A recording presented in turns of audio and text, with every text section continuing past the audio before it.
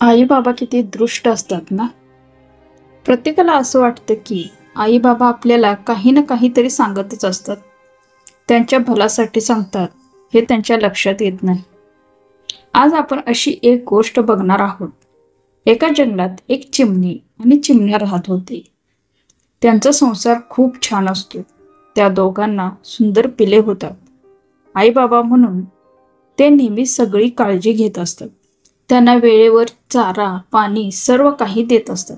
हळूहळू ती पिले मोठी होऊ लागतात. रोज जंगलातून चिमणा चिमणी आपल्या पिलांसाठी अन्न शोधून घेऊन येत असतात. कधी कधी तर ते स्वतः उपाशी राहायचे, पण पिलांना पोटभर खाऊ घालायचे. एक दिवस चिमणा अन्नाच्या शोधात खूप लांब जातो, पण त्याला काही मिळत नाही. हताश होऊन घरी येतो.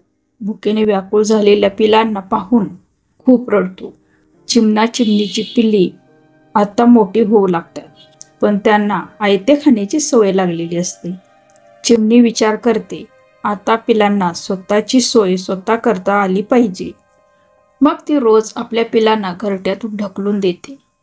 पिलू खाली पडणार म्हणून त्याला सावरते सुद्धा, पण पिल्ली काही आपले पंख फडफडत नाही, कारण त्यांना आयते खाण्याची सवय लागली होती. त्यांना असे वाटायचे की आई बाबा किती दृष्ट आहेत. एक दिवस चिमणा चिमणी दोघेही आजारी पडतात आणि सगळे उपाशी राहतात. कारण अन्न आणणार कोण? पिलांना तर उडताच येत नव्हतं. मग तर चिमणा चिमणीचा निर्धार पक्का होतो. काहीही झालं तरी पिलांना उडता आलं पाहिजे. ते आपले प्रयत्न सोडत नाहीत. रोज प्रयत्न करतात आणि एक दिवस त्यांच्या प्रयत्नांना यश मिळते.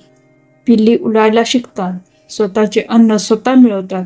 तेव्हा त्या पिलांना समजते की आपले आई बाबा आपल्याला आपल्या पंखात बळ येण्यासाठी रोज घरट्यातून ढकलून देत होते.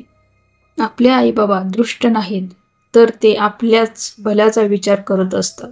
म्हणूनच एक गोष्ट लक्षात ठेवा की आई बाबा केव्हाच दृष्ट नसतात. ते नेहमी आपला चांगलाच विचार करत असतात. असेच माहितीपूर्ण व्हिडिओ पाहण्यासाठी व्हिडिओला लाईक करून शेअर करा आणि चॅनलला सबस्क्राईब करा. धन्यवाद. श्री स्वामी समर्थ.